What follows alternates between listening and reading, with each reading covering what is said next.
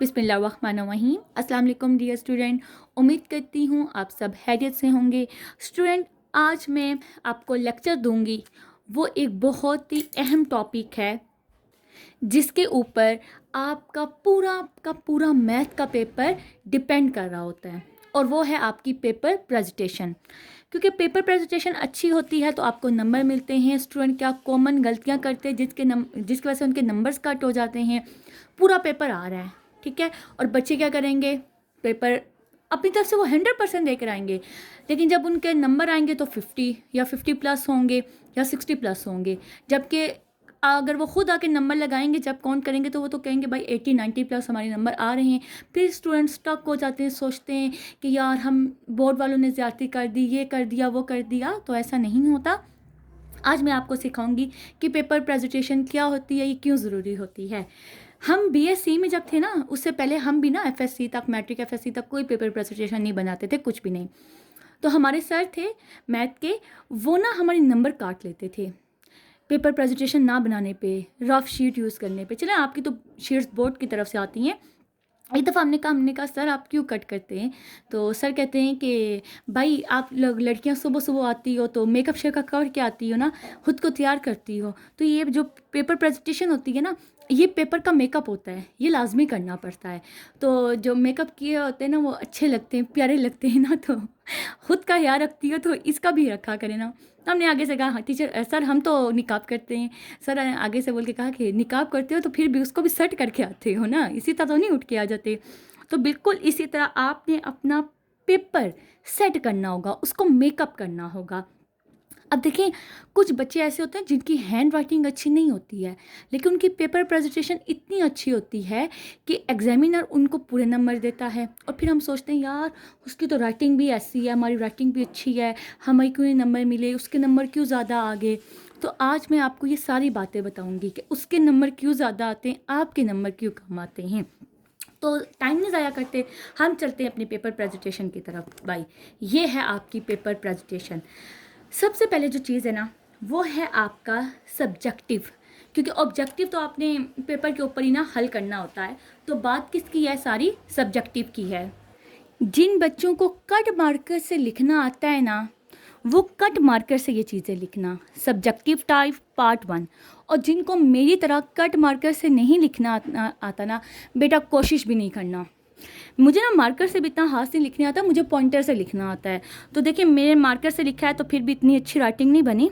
तो अगर आप कट से लिखेंगे तो फिर तो अल्लाह ही हाफिज़ है। देखें, सबसे पहले मैंने सब्जेक्टिव टाइप लिखा है, पार्ट 1 लिखा है। अब पार्ट 1 के अंदर आपके 3 क्वेश्चंस होते हैं, उन क्वेश्चंस के आगे भी पार्ट होते हैं। सब्जेक्टिव टाइप लाइन छोड़ी पार्ट 1 लिखा, लाइन छोड़ी क्वेश्चन नंबर 2 लिखा है। अब क्वेश्चन नंबर 2 का मुझे कौन सा पार्ट आता है, मुझे उसका पार्ट 1 आता है। पार्ट 1 देखें, अब जो यहाँ पे हम ये नंबर लिख रहे हैं ना, इस तरह क्वेश्चंस लिख रहे हैं, पार्ट लिख रहे हैं, ये एक दूसरे के साथ टच नहीं होने चाहिए, वरना आपकी जो पेपर प्रेजेंटेशन है ना, वो ख़राब हो जाएगी। मैं बताती हूँ कैसे। अब देखिए, एक प्रेजेंटेशन मैंने ये बनाई है, subjective type part 1 question number 2, फिर इसका पार्ट 1 और सोल्यूशन। ये कितनी बुरी लग रही है, ठीक है। ऐसा है, देखो राइटिंग मेरी साफ़ है, ऐसा नहीं कि मैंने गंदी राइटिंग में लिखा है, लेकिन ये सब लाइंस को क्या है, ये इनके साथ टच हो रहे हैं एक दूसरे के साथ, इस वजह से ये अच्छा नहीं लग रहा। अब आप ये देखें, मैंने क्या किया हुआ है, एक लाइन छोड़ के लिखा हुआ है, इस वजह से ये थोड़ा प्यारा लग रहा है। उसके बाद आपने जब सोल्यूशन के बाद ना गिवन डेट जो है, ये बेशक आप लाइन छोड़ के लिख दें, मैंने लाइन नहीं छोड़ी, आप लाइन छोड़ के लिखते हैं, लेकिन उसके बाद जब आप क्वेश्चन हल करेंगे ना, उसमें आपने को लाइन नहीं छोड़नी है, उसको आप इसी तरह हल करेंगे जैसे ये मैंने आपके साथ किया। क्योंकि अगर आप लाइन छोड़ के लिखोगे ना, तो फिर आपके नंबर कट होंगे कि भाई इस बच्चे ने ज़्यादा शीट्स यूज़ करने के लिए लाइन छोड़ के लिखा है। अभी देखें, लाइन नहीं छोड़ी भी ना, ये तब भी प्यारा लग रहा है। आप लाइन किन क्वेश्चंस में छोड़ेंगे मैं वो भी आपको बताऊंगी। अब देखें, क्वेश्चन नंबर 1 ये एंड हुआ है यहाँ पर, और इसके बाद मैंने इसका आंसर लिखा। अब देखें, जब नेक्स्ट क्वेश्चन करने लगी हूँ ना, तो नेक्स्ट क्वेश्चन के लिए मैंने लाइन छोड़ के पार्ट नंबर 2 लिखा है, फिर लाइन छोड़ के सोल्यूशन लिखा है, और फिर यहाँ पे लेफ्ट हैंड साइड लिखी है, उसका मैंने सोल्यूशन लिखा है। अब देखें, ये तो पार्ट हो गए ना, मुझे आते थे पहले 2 पार्ट। इसके बाद जो मुझे पार्ट आता है वो आता है पार्ट नंबर 4 आता है, 3 क्वेश्चन जो है, मतलब क्वेश्चन नंबर 2 का जो पार्ट 3 है वो मुझे नहीं आता। बच्चों ये जो पेक्टा का पेपर है ना, मैंने यही पेपर सॉल्व किया है। तो इसका पहला पार्ट मुझे आता था, इसका दूसरा पार्ट आता था। अब मुझे इसका तीसरा पार्ट नहीं आता, मुझे इसका चौथा पार्ट आता है। तो आप क्या करोगे, यहाँ पे पार्ट 4 ही लिखोगे। ऐसा नहीं है, बेशक आपका ये आप तीसरा सवाल कर रहे हो, लेकिन जो यहाँ पे पार्ट नंबर लिखा हुआ है ना, आप वही यहाँ पे पार्ट नंबर लिखोगे। अगर तो आपने हल तो पार्ट 4 कर रहे हो, लेकिन यहाँ लिखा 3 है, तो बेटा उन्होंने एक ना पूरा पेपर सॉल्व करके रखा होता है अपने पास। उन्हें पता होता है इस पार्ट का ये आंसर है, इसका ये आंसर है। तो फिर वो ना आपके आंसर कभी ऐसे होता है, आपके आंसर भी मैच करते हैं। वो देखेंगे भाई इसका आंसर तो यहाँ पे ये है, हमारे पास जो लिखा हुआ उसका ये है, इसका तो ये आया है, वो क्रॉस कर देंगे। इस तरह भी आपकी ये चेकिंग होती है। अगर वो देखेंगे बच्चे ने पार्ट 4 किया लेकिन लिखा पार्ट 3 है, इस तरह भी आपके नंबर वो कट कर देते हैं। और फिर आप कहते हो मेरे तो ये इतने शॉर्ट ठीक थे, इतने लॉन्ग ठीक थे, तो फिर मेरे नंबर क्यों नहीं आए? तो इस वजह से आपके नंबर नहीं आते। तो जो पार्ट आप यहाँ से करोगे और वही पार्ट आपने यहाँ लिखना होगा। मतलब आपको अगर 9 पार्ट इसका आता है ना, तो यहाँ पे आप पार्ट 9 लिखोगे। ये मत सोचना कि वो ये कहेगा यहाँ पे पार्ट 2 है, इसके बाद पार्ट 9 लिखा हुआ है, बिल्कुल भी नहीं। ओके, इसके बाद आप इसी तरह क्वेश्चन नंबर 3 देखें, लाइन छोड़ के पार्ट 2 जो इसका पार्ट आता है आप वही लिखोगे सोल्यूशन। फिर मैंने पार्ट 8 लिखा सोल्यूशन। इसके बाद आपका क्वेश्चन नंबर 4 पार्ट, इसका हमें पहले 6 आता है, हम वो लिखेंगे सोल्यूशन। तो इस तरह आपने अपने पेपर की प्रेजेंटेशन बनानी है। जहाँ पे आपका सवाल एंड हो रहा होगा उससे एक लाइन छोड़ के आपने पार्ट लिखना होगा, उसके साथ बिल्कुल जोड़ नहीं देना, एक लाइन छोड़ के आपने सोल्यूशन लिखना होगा। अब हम चलते हैं इसके लॉन्ग की तरफ। देखिए मैंने पार्ट 4 का भी आगे लिखा है कि हमें इसका 12 आता है, तो पार्ट 12 फिर लाइन छोड़ के सोल्यूशन लिखा है। अब देखिए इसका सब्जेक्टिव टाइप जो है उस पर मैंने क्या लिखा है, सब्जेक्टिव टाइप पार्ट 2। पार्ट 1 में तो हमने शॉर्ट किए थे सारे, अब हम लॉन्ग की तरफ जा रहे हैं। सब्जेक्टिव पार्ट 2 क्वेश्चन नंबर 5 देखें, लाइन छोड़ के पार्ट 2, लाइन छोड़ के क्वेश्चन नंबर 5, लाइन छोड़ के पार्ट ए, लाइन छोड़ के सोल्यूशन। अब ये कितना प्यारा लग रहा है अगर मैं इसको दूसरी तरह लिखूं, ठीक है। अब देखिए मैंने इसकी भी प्रेजेंटेशन बना दिया, सब्जेक्टिव टाइप पार्ट 2। यहाँ पे ना आप इस तरह एक ये ब्लैंक लगा लेना, ठीक है। Question number 5 part a solution. अब आप खुद बताएं ये ज़्यादा प्यारा लग रहा है या ये लिखा हुआ ज़्यादा प्यारा लग रहा है?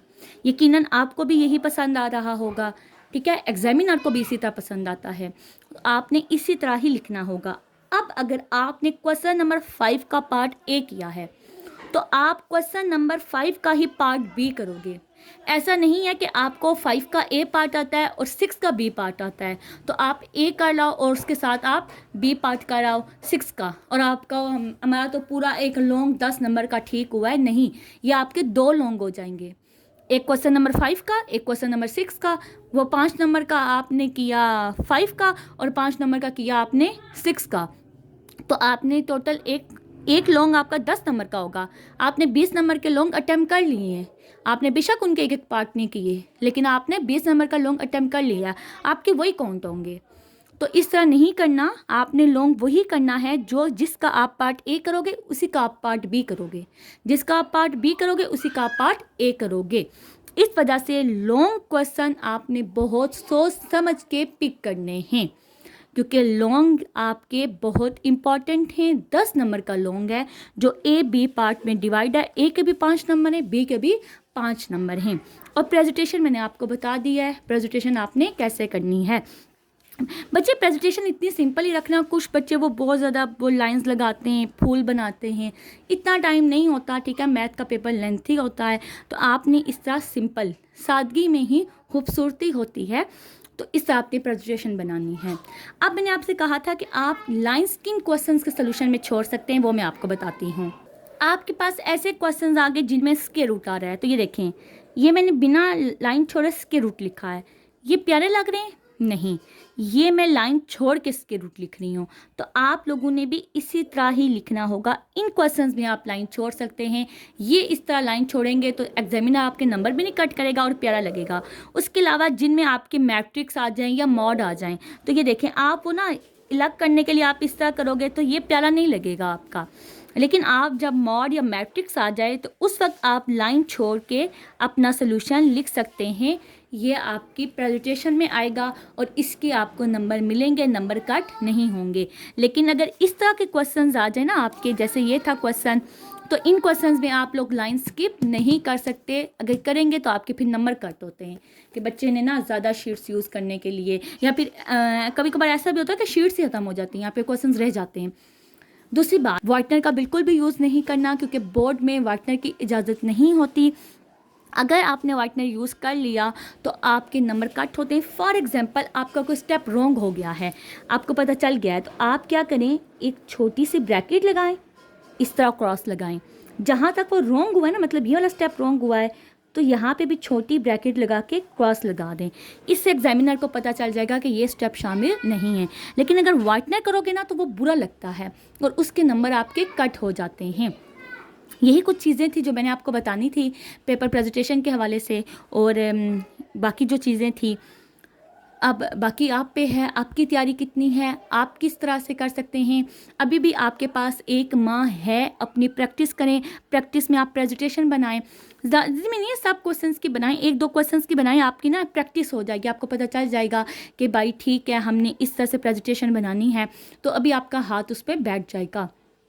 अपना बहुत सारा ख्याल रखिएगा। मिलते हैं नेक्स्ट वीडियो में। अल्लाह हाफिज़।